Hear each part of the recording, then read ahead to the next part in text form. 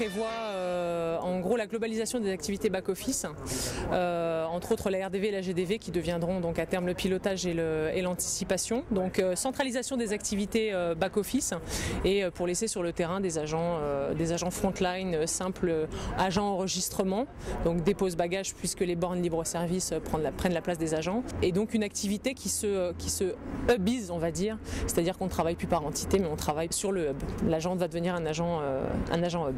Ce qu'ils veulent faire à terme, c'est mettre certains agents en back-office au détriment d'autres qui resteront au frontline pratiquement sans évolution, sans aucune opportunité de carrière. Par rapport à l'itinéraire, j'ai été refusé référent, donc je redescends agent normal, donc je suis bloqué au niveau de l'évolution. Le fait de sectoriser les agents dans des bureaux, donc avec une gestion back-office et une gestion frontline, on essaye de créer une scission entre les deux populations bien distinctes et plus de passerelles d'évolution entre les deux. Donc en gros, on limite les possibilités d'évolution pour les agents. L'itinéraire, en fait, on ne sait pas trop où on va. C'est un peu flou. On demande aux agents aujourd'hui de rentrer dans un nouveau process et on leur donne rien.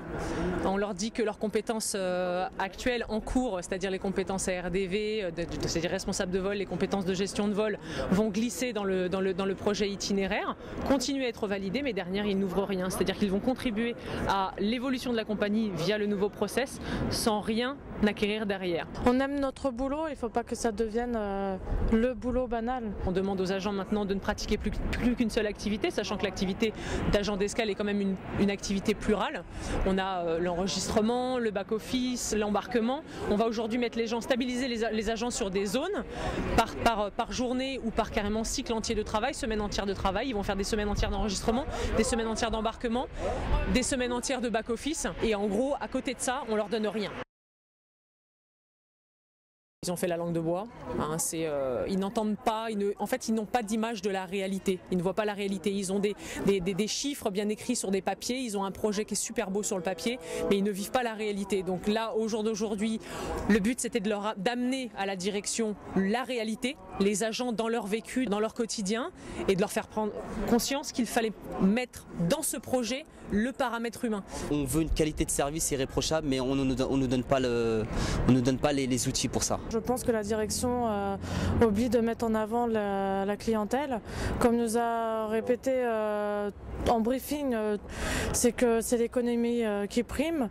Mais il ne faut pas oublier que sans le commercial, il n'y a pas de passagers. Et sans passagers, il n'y a pas d'économie. On est dans l'économie, la qualité de service, la QDS, on n'en parle plus, on est dans l'économie. Et on a carrément laissé pour compte l'agent. On est en sous-effectif chronique. Aujourd'hui, en ayant tous nos effectifs, c'est dur, mais avec tous ces agents en moins, ça va être d'autant plus dur.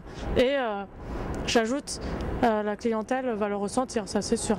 C'est bien de concerter les agents, avoir les avis des gens qui sont sur le terrain, et après éventuellement de mettre les choses en place.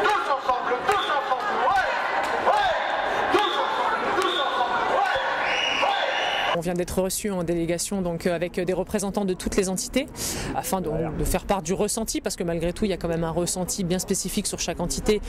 Tout le monde ne le vit pas de la même façon parce qu'on n'a pas tous la même activité. Au niveau de la direction, je pense que on avait exploré toutes les possibilités avant d'en arriver là.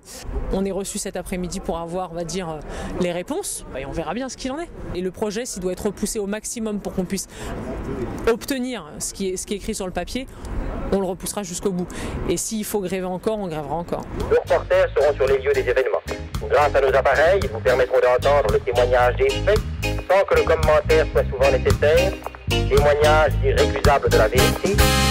Les droits seront plus éloquents que le plus pertinent des